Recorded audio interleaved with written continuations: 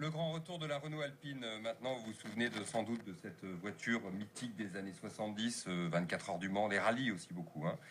Et puis le constructeur avait décidé d'en arrêter la production, c'était il y a 15 ans. Eh bien, il a décidé de la remettre au goût du jour. Christophe Bourroux, ce sera annoncé officiellement au prochain Grand Prix de Monaco. Oui, retour sur un mythe. 1955, Jean Redley, jeune concessionnaire, qui gagne des courses dans les Alpes, d'où le nom d'Alpine, lance la production dans les usines de Dieppe. En vedette, la berlinette A110, sortie il y a tout juste 50 ans, couleur bleue inimitable et qui a écrit les plus belles pages du rallye. Le rallye de Monte-Carlo s'achève. Premier, Andruet-Biche. 6 Alpines Renault dans les 10 premières places. 2 mois plus tôt, dans le rallye du Portugal, sur un parcours très ingrat, Alpine avait déjà confirmé son avance avec la victoire de Terrier. Là, on adore, c'est son de l'époque.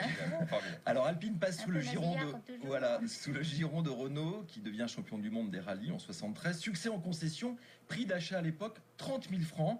Les stars comme Bernard Daniche qui pilote l'Alpine en sont les meilleurs ambassadeurs. Confession dans l'émission Turbo. Elle m'a toujours fait rêver parce que ça a été la première petite voiture de course populaire, entre guillemets. Jean Redley avait fait de façon à ce que la voiture de série soit très proche de la voiture de course. Avec très peu de choses, on en a fait un monument historique de la compétition automobile. Eh bien, c'est ce monument que Renault pourrait relancer avec Zar, un concept car de couleur bleue Alpine, bien sûr.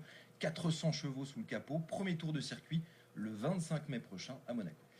30 000 francs à l'époque, c'est pas exactement 5 000 euros d'aujourd'hui. Non, on a une idée du prix de Lazare. Non, un prototype, on donne jamais un prix. Non, mais non. Bon, ça sera légèrement au-dessus de 30 000 euros, si vous voyez ce que je veux dire. Ah oui, bien, je pense que si ça sort, ce sera une voiture de luxe. Vous l'essaierez, peut-être pas nous.